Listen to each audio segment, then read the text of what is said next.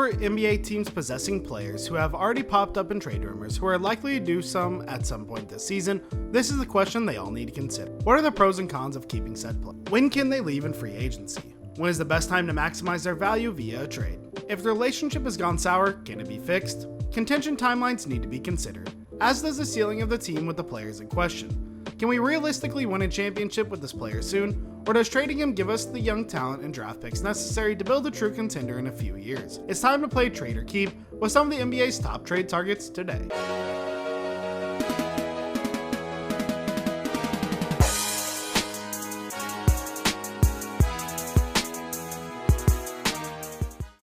At number 5, we have Ben Simmons. Reasons to keep? Let's start with the players who's most likely to be dealt before all others. The reason for keeping Simmons is simple. His trade value is at an all-time low. For someone who's as experienced as pulling off trades as Sixers president of basketball operations Daryl Morey, he will know selling a low on a star player is one of the worst moves a front office executive can make. Philly isn't interested in accumulating future picks and young talent. They need to win around Joel Embiid, Tobias Harris, Danny Green, Seth Curry, and others. Trading Simmons for assets only sets the Sixers up in case another star point guard becomes available, which may or may not happen this season. Moving Simmons also takes Philly out of any potential Damian Lillard deal, should he ask out of Portland. If the two sides can momentarily work out their differences and begin the season together while Simmons shows off an improved offensive game, he could throw gasoline on his trade value fire and improve the offers Philly receives. Reasons to trade. Reasons as it would benefit the Sixers for Simmons to begin the season and shake off the bad memories of the Atlanta Hawks series, that doesn't seem like an option. Simmons told 76ers Governor Josh Harris in a face-to-face meeting that he wasn't going to show up to training camp, even if it meant being fined $1.3 million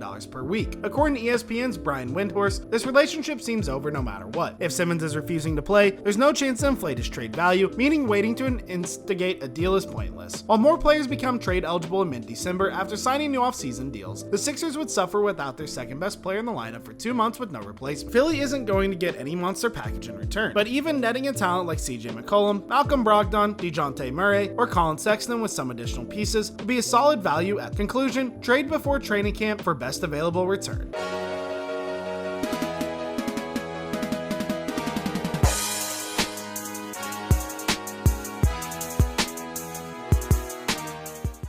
Number 4, Cam Reddish. Reasons to keep. Reddish was viewed as a boomer bust prospect coming out of the freshman season at Duke, offering enough upside and intrigue to be selected number 10 overall by the Hawks in 2019. Now going into his third year, injuries have prevented us from getting a clear picture of who Cam Reddish is and who he could be. With just 84 games under his belt in 2 seasons, now is not the time to give up on Reddish. With a nearly identical frame to Paul George at 6'8" and 218 pounds, Reddish turned 22 years old this month. We've seen flashes of outside shooting ability, going 6 of 7 from 3 against the Milwaukee Bucks in Game 6 of the Eastern Conference Finals, even if his career mark 30.9 isn't inspiring just yet. Reddish also has an elite defensive potential with his size and 7'1" wingspan in a league that now craves wing defenders, and a natural scoring ability, and Reddish could be a two-way force if he can stay healthy. A sore Achilles robbed most of his sophomore season, but Reddish is too talented to trade now. Reasons to trade. While the Hawks aren't actively shopping Reddish, the team seems to be willing to at least talk about the possibility of a trade. Cleveland.com's Chris Fetter reported in August that Cavaliers had been in contact about Reddish, but that the price remained high. Even if Atlanta likes Reddish and wants to keep him long term, there will be some financial complications associated with it. Trae Young just signed a 5-year, $207 million rookie extension. John Collins agreed to a 5-year, $125 million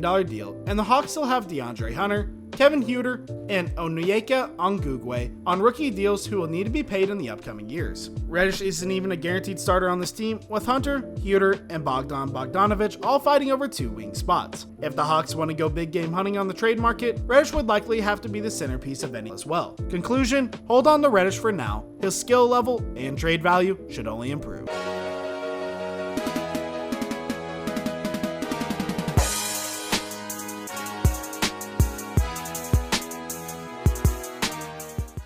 Number 3, Bradley Beal. Reasons to keep. Beal is entering his 10th season in Washington, growing from a 19-year-old number 3 pick into one of the NBA's best scorers at age 28. An all-star in 3 of the last 4 seasons, but deserving to make all 4, Beal has topped the 30 points per game mark in each of the last 2. Only 18 players in the history of the NBA have averaged 30 points or more in multiple seasons, a list that includes names such as Michael Jordan, Wilt Chamberlain, Kareem Abdul-Jabbar, Kobe Bryant, and Allen Iverson. In Wizards franchise history, Beal is the only player to ever average 30 or more points per game in a season. Despite never playing for a Washington team that has made it past the second round, Beal has remained loyal to the Wizards, something rarely seen in today's NBA. While Washington may just fight to qualify for the playoffs this year, the roster has more flexibility to add talent now with Russell Westbrook and his monster contract off the books, if Beal can remain patient a little longer. Reasons to trade. 3 words that should terrify any team with a star player: unrestricted free agency. Beal will almost certainly not opt into a $37.3 million player option next offseason because he can earn far more money by becoming a free agent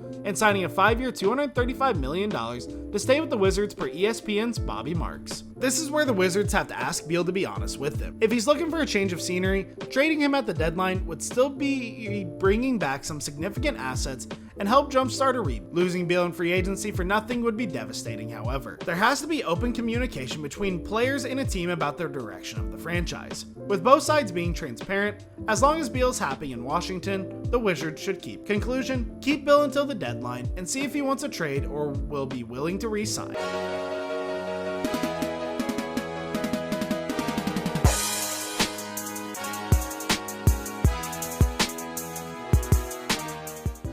At number 2, we have Christian Wood. Reasons to keep. Wood was Houston's best player following the trade of Harden last season, and he kept them surprisingly competitive before an ankle injury put the Rockets in a straight tank. He's a lock to start at center even with the signing of Daniel Theis and drafting of Alperen Sengun, giving the lineup the spacing it needs. With John Wall, Jalen Green, and Kevin Porter Jr. all requiring driving lanes, Wood should help the development of everyone with his 3-point shooting and pick and pop ability. Sengun turned 19 in July, so keeping Wood around helps ease the teenager into his NBA career and takes scoring pressure off everyone else as well. Reasons to trade. Wood hasn't popped up in any serious trade rumors to date, but that doesn't mean Houston shouldn't be looking to capitalize on his value. While he's often mentioned as part of the Rockets' young core, along with Jalen Green, Kevin Porter Jr., Sengun, and others, there's a near 7-year age gap between the team's 19-year-old rookies and Wood, who's set to turn 26 later this month. With 2 years left on his deal, Wood will become an unrestricted free agent before the Rockets are even close to becoming contenders. Players who average 21 points, 9.6 rebounds, and 1.2 blocks while shooting 37.4% from 3 are rare. Those who do so while only making $14 million on average the next 2 years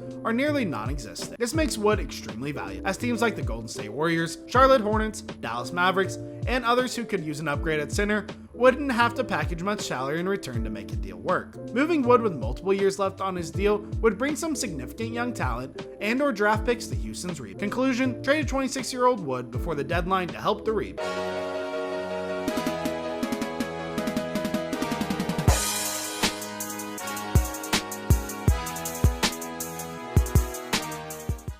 And finally, number 1, Damian Lillard. Reasons to keep. Where to begin? The 2021-22 season will be Lillard's 10th as a starting point guard for the Blazers, a run that's already included 6 All-Star appearances, 6 All-NBA teams, and 8 straight playoff trips. Assuming he stays relatively healthy, Lillard will also likely pass Clyde Drexler for the number 1 scorer in franchise history, 1,225 points behind, a title very few players ever have a chance to claim. Lillard is still in his prime at age 1, is one of the most clutch players in the NBA, and is viewed as the consensuous top talent. He's beloved in Portland and has done nothing but represent the city class. Unlike Bradley Beal, there's no danger of Lillard leaving agency anytime soon, with 3 years on player option left on his deal. As his recent Instagram post indicates, Lillard is happy to be back and for more heading into the 2021-22 season. Reasons to trade. Among all the players on the list, Lillard would bring the most value back via trade given his talent and remaining contract. While he hasn't been asked to leave, he seemed more frustrated than ever following another first-round playoff exit, even after re-signing Norman Powell to a 5-year deal, adding Larry Nance Jr. via trade, and picking up Cody Zeller,